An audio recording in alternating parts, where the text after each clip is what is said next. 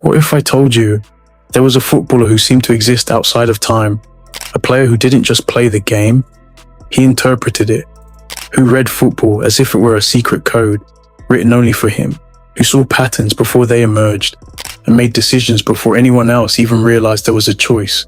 He was not the fastest, he was not the strongest, but when he stepped onto a pitch, the entire game bent to his rhythm. This is not simply the story of a midfielder. This is the story of a mind, a vision. This is the story of Xabi Alonso, the football legend who saw the game before everyone else. Tolosa, a Basque town surrounded by hills, quiet streets, and traditions passed down for centuries. The Basque country has always been a land of fighters, thinkers, and craftsmen, people who take pride in doing things their way. Into this land, in 1981, came Xabi Alonso Olano. For him, football was not just a pastime, it was destiny. His father, Perico Alonso, had been a decorated midfielder, winning La Liga titles with Real Sociedad and Barcelona. Football was in the blood. But unlike many children of famous footballers, Xavi did not grow up chasing the shadow of his father. He grew up chasing understanding. From a young age, he was different.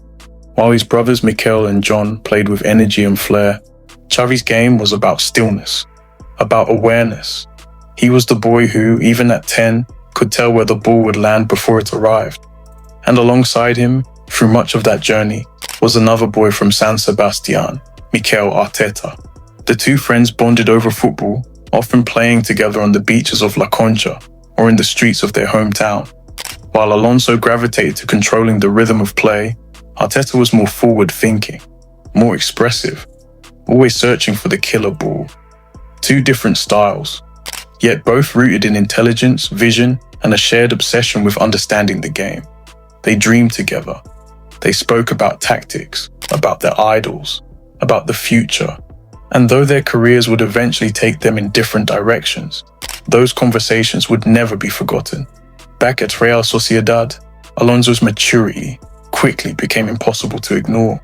By the age of 19, he was wearing the captain's armband, a teenager leading seasoned professionals, and he led them well. In 2003, Alonso guided Sociedad to second place in La Liga, their best finish in decades. His calmness in midfield was the platform for a magical season that nearly dethroned giants. It was the year Spanish football realized this young Basque was something special. He wasn't just playing the game, he was shaping it. And even though Arteta was carving his own path abroad, the two friends stayed in touch, their journeys forever intertwined, two minds learning, watching, dreaming. Soon, Alonso's path would carry him to a city of noise, passion, and belief. Liverpool. 2004. Liverpool, England. A club searching for itself. Once kings of Europe, now drifting in shadows. Rafael Benitez arrived as a manager with a plan. He needed a brain for his midfield, someone who could bring structure to a chaotic league. He signed Xabi Alonso. From the start, Alonso looked different. English football was fast, furious, physical, but Alonso slowed it down. His first touch was clean, his head always lifted. He passed not to feet, but to futures. His 40-yard diagonals cut open defenses. His short passes created rhythm. Anfield recognized brilliance immediately. He was a player who didn't just play football, he directed it. But in May 2005 came the night that would etch his name into eternity. The Champions League final, Liverpool versus AC Milan. At halftime, Liverpool trailed 3-0. The Milan side was filled with legends. Maldini, Cafu, Kaká, Shevchenko. Liverpool's fans sang, but their hearts broke. And yet, in the dressing room, Alonso remained calm. He told teammates to keep faith. He believed. The second half began. Gerrard scored, 3-1. Schmeichel scored, 3-2. Then came the moment. Liverpool won a penalty. Alonso stepped forward. His shot was saved. Time froze. But Alonso followed, smashed in the rebound, and sprinted toward the fans with arms wide. 3-3. Against all odds, Liverpool would go on to win on penalties. The miracle of Istanbul. One of football's greatest nights. And though Gerrard lifted the trophy, though Dudek made the saves, one truth remained. Alonso had been the heartbeat. His calmness turned despair into belief. Over the next 5 years, he gave Anfield more: an FA Cup, a Super Cup, goals from inside his own half, not once, but twice. A presence fans adored. But in 2009, Madrid called, and destiny once again beckoned. 2009, Florentino Perez unveiled his new Galácticos. Ronaldo, Kaká, Benzema, superstars to dazzle the Bernabéu. But Perez knew stars without structure are chaos. So he brought Alonso. In Madrid, Alonso was never the flashiest. He was never the poster boy, but he was the spine, the balance. Under Jose Mourinho, Madrid became fierce. Counter-attacks at lightning speed, powered by Ronaldo's runs, Di Maria's dribbles, Ozil's vision. But all of it began with Alonso. From deep, he launched passes that split defenses. From midfield, he organized the shape, barking quiet orders, pointing teammates into position. 2011-12 became legendary. Madrid hit 100 points in La Liga, a record. They ended Barcelona's dominance, with Alonso central to it all. Teammates knew his worth. Cristiano once said Alonso's passes made him feel unstoppable. Sergio Ramos described him as the true captain. Casillas called him the brain of the team. And Madrid's fans, demanding and relentless, came to admire him for his reliability. He wasn't flamboyant, but when the pressure was suffocating, Alonso gave them air. Every Clásico, every Champions League night, he carried himself with the calm of a man who seemed immune to chaos. He was Madrid's silent general, a conductor who never asked for the spotlight, but without whom the orchestra could not play. Though he never lifted the Champions League in Madrid, his fingerprints were on their evolution. His legacy wasn't just medals. It was the order he brought to chaos. 2014, the phone rang. On the line, Pep Guardiola. Guardiola, a man obsessed with space, time and control, wanted Alonso at Bayern Munich. Despite being 32, Alonso accepted. In Germany, he found a new classroom.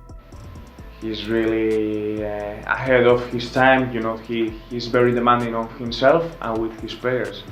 But once you get to know it, I think that for myself is the way we like to play. We like to play with control, and he likes that. He likes. Guardiola's training sessions were like chess puzzles. Every move had purpose, every rotation a meaning. Alonso was not just playing, he was learning a philosophy. He became Bayern's metronome. In one match against Cologne, he set a Bundesliga record with 204 passes. 204 times, he touched the ball, controlled the rhythm, dictated the flow. Teammates admired his professionalism. Younger players learned from his every move. Even in his final years, Alonso remained elegance personified. And Bayern's fans, used to dominance, saw in him something more than trophies. They saw wisdom. He brought serenity to a team already bursting with energy and pace. Whether it was guiding Lewandowski into the perfect channel or shielding the backline when pressure mounted, Alonso's fingerprints were everywhere. He was the veteran who made Bayern's relentless machine even smoother, the final brushstroke on Guardiola's tactical masterpiece. At Bayern, he won domestic titles, but more importantly, he refined his mind. He saw football differently. He began to imagine himself not as a player, but as a coach. But Alonso's crowning glory came not in clubs, but with his country, Spain. 2008 to 2012, a dynasty, a dream. At Euro 2008, Alonso was part of the revolution. Spain abandoned fear, embraced possession, and conquered Europe. Though not always in the starting 11, he was vital. A rotation piece, who could change games with calm passing and defensive solidity. By the 2010 World Cup, he was a fixture. His role was to sit deep, alongside Busquets, allowing Xavi and Iniesta freedom. Alonso absorbed tackles, broke up attacks, and sprayed passes across the pitch. In the final, against the Netherlands, he endured brutal fouls, most famously Nigel de Jong's karate kick to the chest. He got up, he kept playing, he kept controlling. Spain won. A star was born. At Euro 2012, Alonso reached his peak. Against France in the quarterfinal, he scored both goals in a 2-0 win, celebrating his 100th cap with a masterclass. Spain went on to dominate Italy in the final, 4-0, back-to-back Euros, a World Cup in between. Alonso had been at the heart of the greatest international dynasty football has ever seen. When Alonso retired in 2017, he left the pitch with medals, respect, and admiration. But the true test of his genius was still to come. He began quietly, coaching Real Madrid's youth teams, then taking charge of Real Sociedad's B-side. It was there he revealed his philosophy. Football is about clarity, about knowing not just what you're doing, but why. He demanded intelligence, patience, and creativity. He told his players, every pass solves a problem. Every decision writes the story of the game. For Alonso, this was more than coaching. It was teaching. In October 2022, Bayer Leverkusen called. The club was struggling, flirting with relegation, desperate for stability. Many doubted Alonso. He had never coached at the top level. The Bundesliga is unforgiving, but he accepted. And then, everything changed. Within weeks, the players spoke of a new clarity. Training sessions were sharp, focused. Alonso didn't overwhelm them with words. He showed them pictures, patterns, spaces. He explained football as he had once played it, with simplicity and vision. Leverkusen began to climb. From near the bottom, they rose into Europe. And by the next season, Alonso's ideas blossomed into history. The 2023-24 season. The year Bayer Leverkusen became invincible. No one expected it. Bayern Munich had ruled Germany for over a decade, winning 11 straight titles. Leverkusen had never lifted the Bundesliga. They were known unfairly as Leverkusen, a club cursed to always fall short. But Alonso rewrote that story. His team pressed with intensity, but never lost control. They attacked with width using flying wingbacks. They defended as one, compact and disciplined. And through it all, Alonso stood on the sidelines, calm, composed, commanding with a glance. Just as he had done as a player. Week after week, they won. Against giants, against underdogs, it didn't matter. They found ways. Sometimes through brilliance, sometimes through grit. By spring, whispers grew louder. Could they go unbeaten? And then, they did.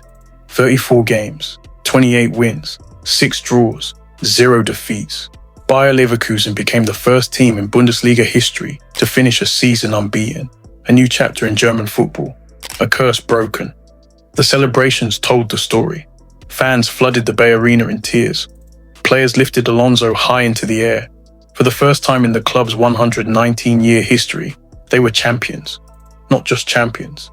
Invincible champions. It wasn't just a triumph of tactics. It was a triumph of vision. Alonso had taken a club defined by failure and given them belief. He had turned Leverkusen into forever champions. And the world took notice. Suddenly, Xabi Alonso was not just a promising coach. He was the future. Clubs across Europe circled. Bayern wanted him. Liverpool wanted him. Real Madrid wanted him. And eventually, Madrid's call was too powerful to ignore. The club where he once orchestrated play from midfield, he now leads from the touchline. In Leverkusen, he had created something unique. At Real Madrid, he now stands as a manager tasked with shaping the next generation of Galácticos. And perhaps most fitting of all, he is not alone in this journey. Because back in the Basque country, on those beaches of San Sebastian, he had once shared the ball with a boyhood friend, Mikel Arteta. Now, decades later, both of them stand on the sidelines of Europe's great arenas. Alonso at Real Madrid, Arteta at Arsenal. 2 childhood friends, 2 disciples of vision, now writing their own chapters as managers. What began as conversations between kids about football and possibility has become reality. The Basque boys who once dreamed together are now reshaping the game together. Xabi Alonso's story is not just about goals or trophies. It is about vision. From the quiet streets of Tolosa, to the roar of Anfield, to the grandeur of the Bernabéu, to the discipline of Bavaria, to the glory of South Africa, to the dugouts of Germany, and now to the manager's seat at Real Madrid. His gift was never pace, never power. His gift was sight, the ability to see the game before it unfolded, to make others believe in order when chaos seemed certain. And as a coach, he carries that gift forward, teaching the next generation to think, to see, to understand. Because some players are remembered for what they did, but Xabi Alonso will be remembered for what he saw. The football legend who saw the game before everyone else. If you like this video, hit that like button and subscribe for future content. Thanks for watching.